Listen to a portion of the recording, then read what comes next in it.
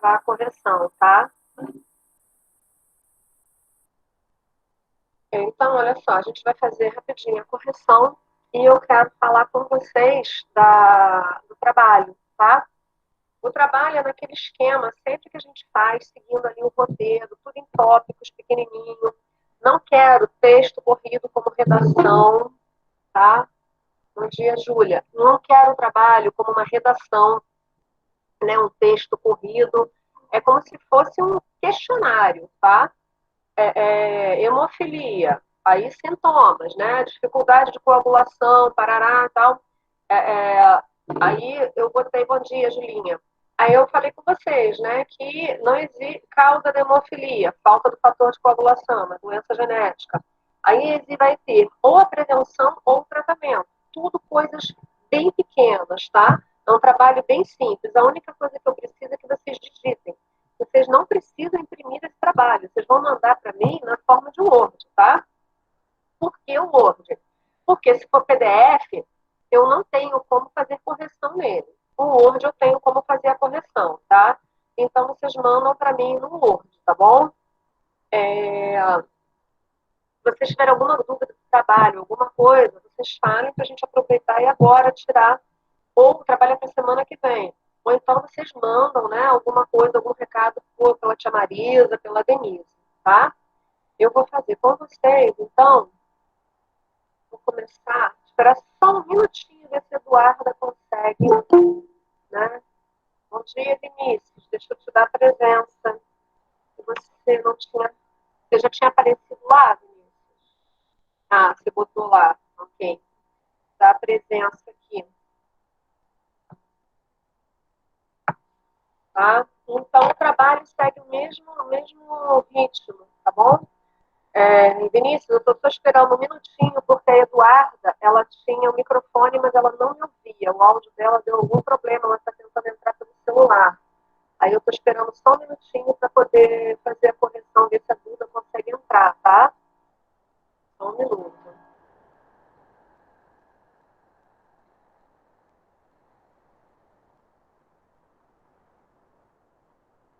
Eu vou começando com vocês, por conta da hora, tá? Então, a primeira, as funções do tecido sanguíneo. O tecido sanguíneo ele vai ter como função. Oi, Duda, agora você me escuta, amor? Tô te escutando, tia. Eu tô pelo Ah, então celular agora. tá jóia. Menos pior. Então, olha só, as funções. Duda, eu estava falando com eles do trabalho para a semana que vem, que eu mandei o roteiro. Tudo simples, que nem a gente vem fazendo esse tempo todo, tá? Em tópicos bem pequenininhos, né? Aí eu falei, ó, hemofilia. Aí eu peço para vocês, né, sintomas, dificuldade de coagulação sanguínea, né, sangramentos e tal, causas, coisa pouca, falta do fator de coagulação sanguínea, doença genética, aí viria, né, ou tratamento ou prevenção. No caso da hemofilia, viria um tratamento, né, seria a transfusão sanguínea com plaquetas e elemento coagulante. Tudo bem simples e pequenininho, tá? Digitado no Word, manda para mim o documento, não precisa imprimir, tá bom? E qualquer dúvida, faz um contato com a tia Marisa que ela fala comigo, tá? Então, as funções do tecido sanguíneo seria de transporte, defesa e coagulação sanguínea, tá? Sendo que esse transporte, tanto de coisas boas que vão ser distribuídas, quanto discretas que vão ser eliminadas. Se alguém tiver alguma dúvida ou alguma resposta diferente, é, fala, tá? Para a gente poder tirar a dúvida agora, tá? A segunda, a composição do sangue. O sangue é composto por uma parte líquida, que é o plasma, e os elementos figurados, que são as células, tá? No plasma, nós temos dissolvido aí uma série de substâncias, né? Os gases também estariam ali, anticorpos, sais minerais, glicose, ali no plasma sanguíneo, tá? A terceira, as funções dos elementos abaixo. Me corrijam se eu A número 3 de vocês, ela tem letras A, B, C e D ou só letras A, B e C?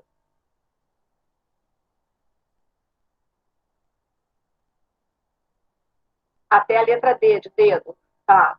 Então, a letra A, o plasma, o transporte de substâncias.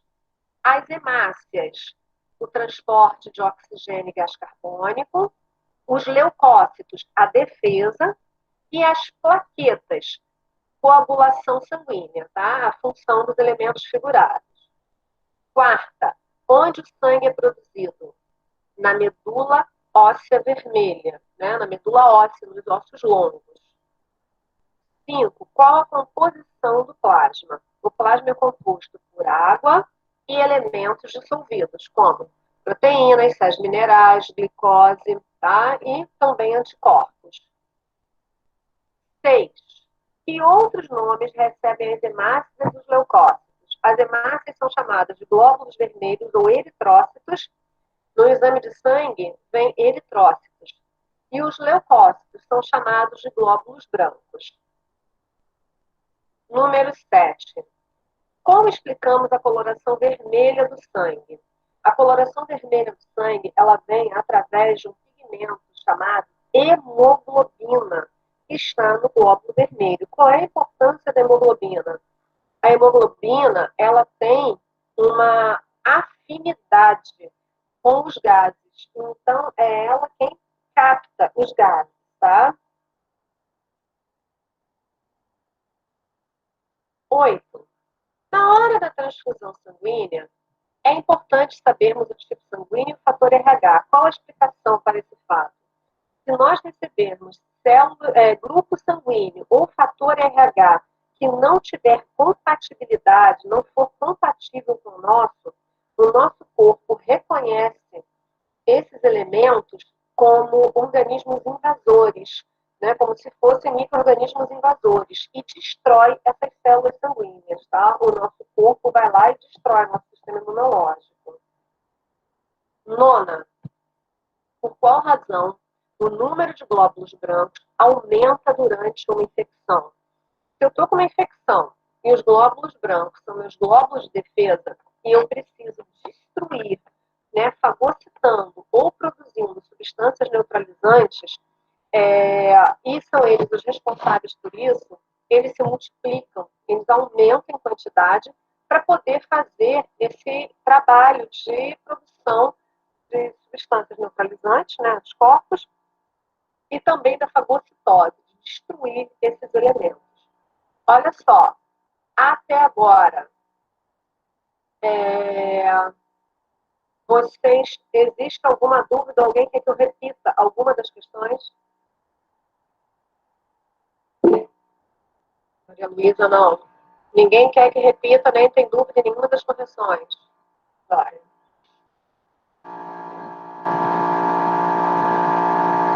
10. Como a vacina age no organismo? A vacina, ela vai agir estimulando meu corpo a produzir anticorpos. Ela é um método preventivo. Então, o que acontece? Eu engano meu corpo. Eu vou inocular um pedacinho desse vírus morto ou atenuado no meu corpo. Como as substâncias são sempre formadas por proteínas, e essas proteínas são estranhas ao meu corpo, eu identifico isso como uma coisa que não é minha. Então, eu vou produzir anticorpos para combater essa substância. Por isso que existe um processo alérgico. O processo alérgico é um defeito no meu corpo. Eu reconheço, por exemplo, eu sou alérgica a amendoim. Eu reconheço o amendoim como um organismo invasor, uma substância invasora. A proteína do amendoim, ela me causa alergia. E aí o meu corpo produz um monte de anticorpos, né, substâncias chamadas histaminas, para combater alguma coisa que não existe. Se essa coisa não existe, ele combate, então, o meu próprio corpo, provocando a reação alérgica, tá? Então, o que acontece, né? A vacina, ela acontece sim, ela reconhece aquela proteína que existe no micro-organismo como um corpo estranho. Então, ela produz anticorpos para combater aquilo. E aí eu engano meu corpo, ele pensa que eu estou doente, ele produz anticorpos. Uma vez esses anticorpos produzidos, eles ficam guardados. Quando eu tiver contato com a doença, eles rapidamente se multiplicam e vão lá e impedem que aquele micro-organismo se pronuncie no meu corpo. Ou, se acontecer, eu vou ter uma forma mais branda, tá? Então, ela age sendo uma prevenção. Ela age produzindo anticorpos, ela age imunizando o organismo. 11. Diferencia o modo de ação da vacina do modo de ação do soro. A vacina ela é preventiva. Ela imuniza. Bom dia, Gustavo. Ela imuniza a gente através da produção de anticorpos. E o soro ele é curativo. Ele já tem os anticorpos prontos. Eu não vou estimular a produção de anticorpos como a vacina. Né? Eu vou receber o anticorpo pronto, ele será usado e rapidamente acabou, esses anticorpos são eliminados, porque eles não foram produzidos no meu corpo, não existe célula de memória para eles. Número 12. Onde as hemácias são produzidas e onde as hemácias são destruídas? Elas são produzidas, como nós falamos anteriormente, na célula, na medula óssea vermelha, né, na medula óssea, e são destruídas no fígado. E aí elas são jogadas, os restos são jogados no meu sistema digestório. Elas são transformadas pelo fígado numa substância chamada bilirrubina. Por isso que as nossas fezes são escuras, por essa presença, tá? Se você tiver fezes claras e urina escura, que é o que acontece, por exemplo, na hepatite, significa que tem algum problema no fígado, tá? Isso é bem comum, porque o fígado não funciona e essas substâncias são produzidas e lançadas no sangue, ao invés do meu sistema digestório. Aí tem que sair. Então, isso é filtrado pelos rins e aí a urina fica escura. Não é jogada no sistema digestório, as fezes ficam claras. Número 13. O que irá ocorrer se alguém receber sangue de um grupo ou fator RH diferente do seu? Falamos, acho que lá em cima, né? Meu corpo reconhece isso como um micro-organismo invasor. Ele reconhece essa proteína diferente minha, ou do grupo sanguíneo ou do RH, como algo invasor. E aí ele produz uma série de anticorpos, e esses anticorpos vão lá para destruir essas células sanguíneas, tá? Até aqui, gente, dúvida? Alguma dúvida para vocês? Querem que eu volte alguma resposta? Não preciso voltar. Olha, se alguém quiser, eu repito alguma resposta.